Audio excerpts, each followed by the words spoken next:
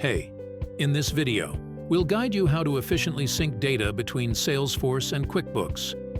With QBSync made easy, you can sync data either by using buttons or flows. So, to begin, navigate to the company setup in the Setup page. Choose Salesforce to QuickBooks Sync. Now switch to Default Mappings and save the mapping selected. For buttons, go to Accounts, choose any account, and edit the Account Records page by selecting Edit Page. On the Page Builder page, scroll down to the Custom Managed section, drag the Sync QB, and redirect to the QB button to the page.